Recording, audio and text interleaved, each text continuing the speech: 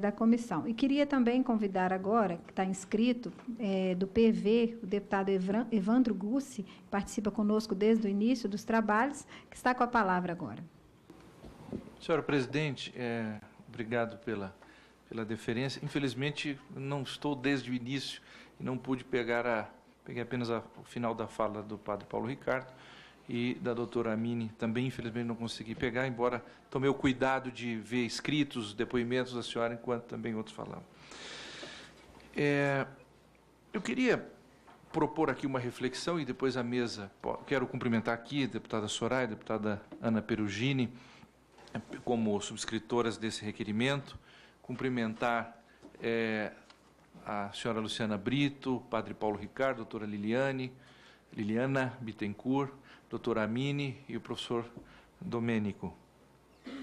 E dizer o seguinte, ouvindo atentamente e conhecendo um pouco desse tema, eu tentei estruturá-lo aqui e propor uma reflexão, não de cargas de ódio de um lado, amores e paixões de outro, e queria cumprimentar e agradecer e parabenizar os que acompanham essa audiência pública, porque eu já participei de várias audiências públicas e outros sobre esse tema, e a incapacidade de ouvir, muitas vezes, é um dado antidemocrático. E os senhores e as senhoras têm tido um comportamento aqui exemplar e que fique de exemplo para outras ocasiões e outros que eu sei que aqui tem gente que pensa de um lado, pensa de outro, mas todos foram respeitosos, ouviram e assim por diante. Eu acho isso louvável e deve ser registrado. E queria propor aqui um processo estrutural. Primeiro, todos nós estamos aqui diante de um problema que julgamos e sabemos ser real e que todos queremos resolver.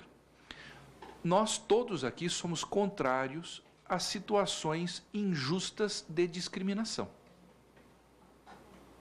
Todos nós aqui somos contrários a situações injustas de discriminação. Eu não acredito que haja aqui uma pessoa que não se sinta extremamente dilacerado ao ver uma mulher que seja espancada por um homem, que seja mantida em cárcere privado, ou qualquer outra situação minimamente vexatória. Até porque isso, para mim, seria um padrão de problema psíquico, né? Ou criminoso. Tá? Então, situações injustas de discriminação movem a todos nós. E no caso da relação homem e mulher, o que de fato nos agride são, especialmente, os homens, ou que não sabem por uma falta de educação adequada, ou que mesmo sabendo, usurpam alguma pretensa superioridade física que possuam em relação às mulheres. Então, eu queria primeiro plantar o problema. Há um problema. Há um problema de discriminação injusta, e muito ligado a esse problema de discriminação injusta estão homens que, durante a história da humanidade, não souberam, ou ainda que soubessem, usurpam de algum tipo de superioridade física em relação às mulheres. Bom, de fato, se nós olhamos o problema histórico, nós percebemos que os regimes, os sistemas sociais primitivos, não sabiam lidar bem com esse processo. Viam na superioridade física masculina, pelo menos de regra, tá? Um poder que deveria ser usado para apenas algum tipo de opressão, que poderia ser usado como um tipo de opressão. É a cena clássica, os que têm pelo menos mais de 30 anos, leram uma historinha em quadrinhos do Piteco, que arrastava a sua esposa pelo cabelo, não era isso? Veja, então, símbolo justamente de um primitivismo, de uma visão primitiva. Uma resposta, óbvio, equivocada e contra a qual todos nós queremos lutar juntos nisso. Mas houve uma outra resposta na civilização ocidental. Quando foi sendo construído, por exemplo, o ideal cavalheiresco. Toda uma literatura, todo um processo que começa a nascer na Idade Média, e a deputada Ana Perugini fez referência à Inquisição e períodos assim, e aí eu quero só dizer que é um dos períodos mais comentados e menos conhecidos, né, sobre esse que existe na história da humanidade, né? As pessoas pouco conhecem sobre a Idade Média, história, não leram Etienne Gisson, os grandes clássicos do período, e comentam sobre ele até sem muitos elementos, e entre eles a própria Inquisição.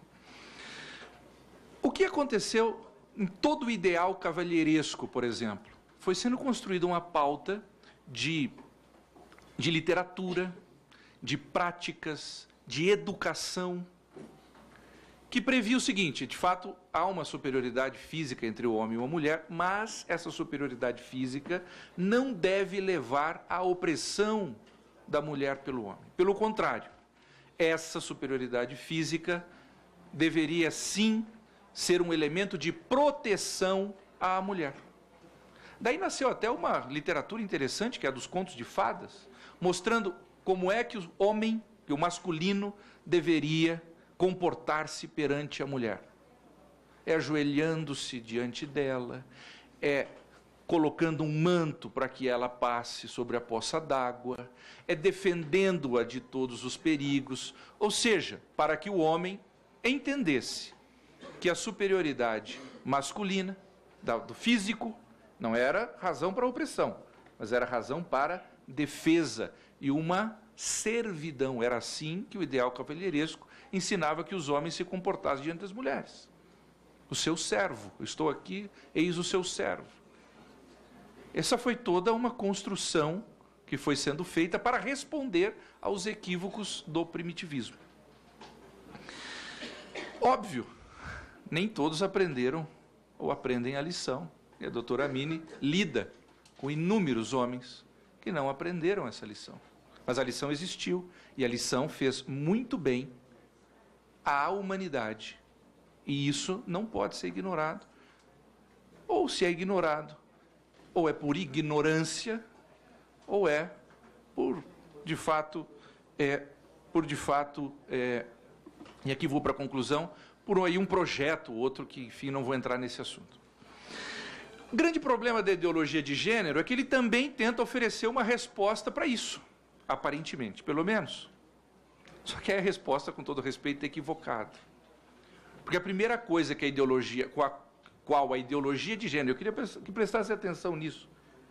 A primeira coisa com a qual a ideologia de gênero vai acabar é com os Jogos Olímpicos. Acaba. E eu fiz aqui uma chatice até, de fazer o seguinte. No 100, sim, mas veja bem, ideologia Olimpíadas a partir da ideologia de gênero. O recorde dos 100 metros rasos masculino é de 9,63 segundos. O do feminino é 10,62. Os 200 metros rasos, 19,30 para 21,34. A maratona, de 2 horas e 6 no masculino, ela vai para 2 horas e 23 no feminino. A minha pergunta é, as mulheres não correm mais. Tem o salto em altura, tem o salto de distância. É um problema só educacional? Ou seja, se nós formos educar as mulheres, elas vão correr mais do que os homens, vão saltar mais do que os homens, carregar mais peso do que os homens, e assim por diante? Bom, não, eu até pediria, eu até dispensaria aqui os aplausos, porque também vou querer dispensar as vaias, entendeu? Isso não é estratégico. Fala sobre salto com vara para o pessoal de gênero também. Tem salto com vara aqui também, mas enfim. 5,97 para homens e 5... Bom, por que eu estou dizendo isso? Eu entendi. Por favor, deputado, continue, por favor. Tá bem. O que eu estou querendo mostrar claramente? Negar que há uma distinção biológica e que essa distinção biológica tem uma razão de ser, tem um porquê de ser, me conduz, Excelência, a um problema sério. Porque quando eu digo, de fato, que eu sou homem, mas não sou homem, posso ser mulher, e vice-versa, primeiro que acabamos com isso, com toda a pretensão de igualdade racial. Porque eu vou chegar à mesma conclusão. Não há diferentes cores, raças. Isso é só biologia. Tudo depende da maneira como eu me enxergo. Eu posso, então, a partir... Se eu sou homem pela biologia, mas não preciso me enxergar como homem, eu sou branco, até bastante, por sinal, mas não preciso me enxergar como branco. Posso me enxergar como negro. E o negro não precisa se enxergar como negro, pode se enxergar como branco. E aí o mais grave, o estuprador que chegar diante da sua sala de audiência pode também não querer se enxergar como estuprador, mas como alguém que tem desejos sexuais exóticos. Isso, para mim, parece muito grave. Existe um seriado da Discovery Channel chamado Most Evil, né? Traduzido no Brasil, o Índice da Maldade, que constrói o índice da maldade,